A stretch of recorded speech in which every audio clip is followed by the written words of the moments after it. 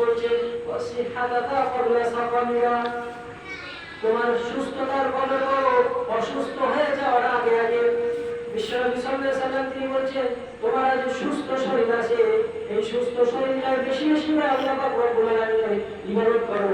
আজ তুমি সুস্থ আছো, কাল তুমি অসুস্থ হয়ে যেতে পারো, সেই জন্য সুস্থ শরীরটাকে তুমি কদর করো। কিন্তু আমরা সুস্থ শরীর আছে, যদি নামাজ পড়ার জন্য বলা হয় যে ভাই চলো নামাজ পড়তে, তখন সেই ব্যক্তি বলে যে এখন পড়বো না, কিছুদিন পরে পড়বো। কিছুদিন পরে যে আপনি অসুস্থ হয়ে যাবেন সেটা কি আপনি জানেন? কিছুদিন পরে যে আপনি অসুস্থ হয়ে যান, এমনকি আপনি খেতেও পারবেন না, জবান দিয়ে কোনো কথাবার্তা বলতে পারবেন না। তাই বিশ্বনবী সাল্লাল্লাহু আলাইহি ওয়াসাল্লাম তিনি উসুল জানিয়ে দিয়েছে যে তোমার সুস্থ শরীরের কদর করো, অসুস্থ হয়ে যাওয়ার আগে আগে। তিন নম্বর বিশ্বনবী সাল্লাল্লাহু আলাইহি ওয়াসাল্লাম তিনি বলছেন ওয়াবিনাকা ক্বাবলা ফাকরি, তোমার ধন দৌলতের কদর করো গরিব হয়ে যাওয়ার আগে আগে। আজ তোমার টাকা পয়সা আছে, সেই টাকা পয়সা বিভিন্ন আল্লাহর রাস্তায় দান করো, মাদ্রাসা, মসজিদ, এতিম, অসহায়, মিসকিন, সেই মনে হচ্ছে আমি চুপে পড়লাম, কোনো ব্যক্তি হয়তো নিজের মেয়েকে বিবাহ দিতে পারছে না, তাদের পিছনে তুমি খরচ করো, তার হয়তো তুমি গরিব হয়ে যেতে পারো, এমনকি তার জন্য কিছু না থাকতে পারে। সেই জন্য বিশ্বনবী সাল্লাল্লাহু আলাইহি ওয়াসাল্লাম কি বলছে, আজ তোমার টাকা পয়সা আছে, তুমি ভালো ভালো জায়গায় খরচ করো গরিব হয়ে যাওয়ার আগে আগে। তারপরে বিশ্বনবী সাল্লাল্লাহু আলাইহি ওয়াসাল্লাম তিনি বলছে আবার তোমার খালি সময়কে কাজে লাগাও, ব্যস্ততা আসার আগে আগে। বিশ্বনবী সাল্লাল্লাহু আলাইহি ওয়াসাল্লাম চার নম্বর বলছেন যে তোমার খালি সময়টাকে কাজে লাগাও, ব্যস্ততা আসার আগে আগে। কিন্তু আজ আমরা খালি সময় যদি আমাদের থাকে তাহলে আমরা গল্প সুদের মধ্যে কাটিয়ে দিই। বিশ্বনবী সাল্লাল্লাহু আলাইহি ওয়াসাল্লাম বলেন খালি সময় আছে, সুবহানাল্লাহ, আলহামদুলিল্লাহ, আল্লাহু আকবার, আল্লাহ পাক রব্বুল আলামিন তাসবিহ তাহলিল করতে পারো, তাহলে তোমাদের ঠাপস ধর না কি আমার হাত লেগেছে, আর তোর আমার হাত লেগেছে, ওটা 1 ঘন্টা ধরে আছি, ওটা 2 মিনিট হলো, আসলে কোন খালি সময়টাকে কাজে লাগাও, ব্যস্ততা আসার আগে। ভিডিও তো 2 মিনিট হলো, তার আগে নাসিপুর আপলোড করছিল একটা ভিডিও অর্ধেক 1 ঘন্টা কোন একটা ভিডিও, এটা নাসিপুর ভিডিও দাবু বাড়ি কোন না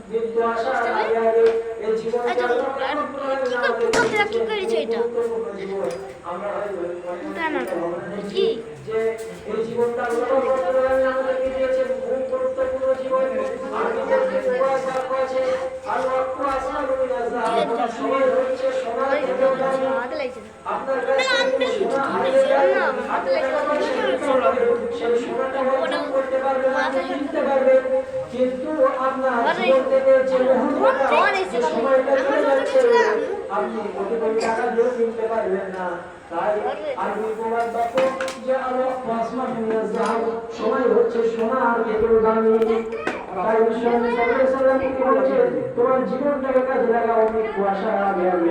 এই জীবন আমরা ভেজে আছি, আমাদেরকে মেহনত করতে হবে, কষ্ট করতে হবে, নামাজ পড়তে হবে, রোজা রাখতে হবে, ফরজ করতে হবে, যাকাত দিতে হবে, মানুষের সাথে ভালো ব্যবহার করতে হবে। এই সমস্ত আমলগুলো আমাদের করতে হবে।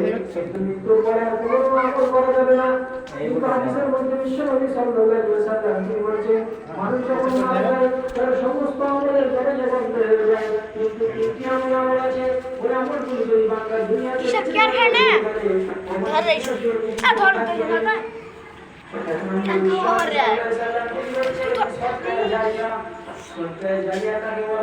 আমরা সকলেই জানি সরকার জায়গা বলে বলা হয়।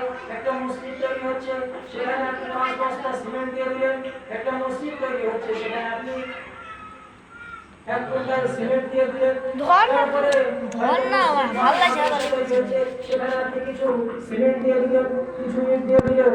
এই যে আপনি আমলটা করলেন, বিশ্বনবী সাল্লাল্লাহু আলাইহি ওয়াসাল্লাম বলেছেন এটা হলো সদকা জারিয়া।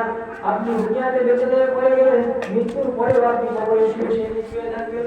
যতদিন মানে সেই মসজিদটা থাকবে, যতদিন মুসল্লিরা নামাজ পড়বে, ততদিন আপনি কবরে শুয়ে মৃত্যু থাকবেন। দুই নম্বর বিশ্বনবী সাল্লাল্লাহু আলাইহি ওয়াসাল্লাম কি বলেছেন, আমরা এমনি মুক্তাকাউনি, ওই আমল যে আমলটাকে মানে ফায়দামান এই না বলে বলে তারপরে সেই হাদিস আরেকজন হাদিস তৈরি করলো, এখানে যে সিলসিলা জারি হয়ে থাকলো, ভালো একটা সিলসিলা কেন আপনি কবরে শুয়ে মৃত্যু থাকবে, মৃত্যুর পরে। কিন্তু কোনো মানুষ যদি খারাপ কাজ করে যায়, হয়তো কোনো একটা সিনেমা হল তৈরি করে দিয়ে গেল, যতদিন কিছু করে যতদিন মানুষ সিনেমা দেখবে ততদিন সে ব্যক্তি গুনাহ অর্জন করতে থাকবে, তার কবরে গুনাহ হতে থাকবে। তারপরে বিশ্বনবী সাল্লাল্লাহু আলাইহি ওয়াসাল্লাম তিনি বলছেন কোন ব্যক্তি যদি নেক সন্তান দুনিয়াতে রেখে যায় আর ওই নেক সন্তান যদি পিতামাতার জন্য দোয়া করে তাহলে সেই দোয়া আল্লাহর দরবারে অবশ্যই কবুল হয়ে যায়। সেই জন্য সকলে নিয়াত করা দরকার যে আমরা হয়তো জীবনটাকে অতিবাহিত করে ফেলেছি, আমরা ইসলাম সম্পর্কে কিছুই জানি না, নিজেদের সন্তানদের ইসলামের শিক্ষায় শিক্ষিত অবশ্যই করার চেষ্টা করতে হবে। এইবারে ঘুরা তারা ইসলামের বাচ্চা কাছে দাদা শিক্ষিত হয়, যদি কিছুই তারা না করতে পারে তাহলে তারা যখন মৃত্যুবরণ করবে আর বাপের জানাজা যখন সন্তানে বলবে অটোমেটিক চোখ দিয়ে পানি ঝরতে থাকবে। যখন বাপ যখন মারা যাবে আর সন্তান যদি সেই বাপের জানাজার নামাজ পড়ে তাহলে অটোমেটিক চোখ দিয়ে পানি চলে আসবে আর আল্লাহ পাক রব্বুল আলামিন তার পিতাকে ক্ষমা করে দেবে। কিন্তু আমরা যদি নামাজ পড়ি কোনো ভক্তের সম্পর্ক হয়, নামাজ জানাজার নামাজ পড়তে বলছে হয়তো পড়িয়ে দিলাম, কোনো কাম না আসবে না, কোনো ভক্তের কোনো সম্পর্ক নেই। কিন্তু কোনো পিতা যদি কোনো সন্তান যদি নিজের পিতার জানাজার নামাজ পড়ে অটোমেটিক চোখ দিয়ে পানি চলে আসবে, আল্লাহ পাক রব্বুল আলামিন তার নামাজটাকে কবুল করে নেবে এবং তার কবরটা জান্নাতের বাগান করে দেবে। সকলে সুবহানাল্লাহ। সেই জন্য একটু চিন্তা ভাবনা করতে হবে যে আমরা হয়তো ইসলামের শিক্ষায় শিক্ষিত হতে পারলাম না, নিজের ছেলে মেয়েদেরকে ইসলামের শিক্ষায় শিক্ষিত অবশ্যই করা দরকার।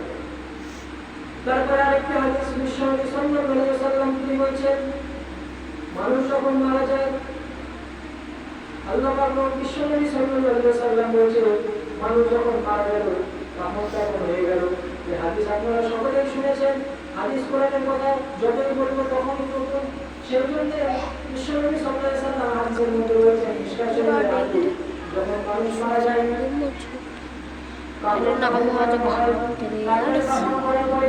যখন মানুষ চলে আসে মাটিতে তার কবরের মধ্যে ফেরেশতা চলে আসে এবং তাকে প্রশ্ন করতে থাকে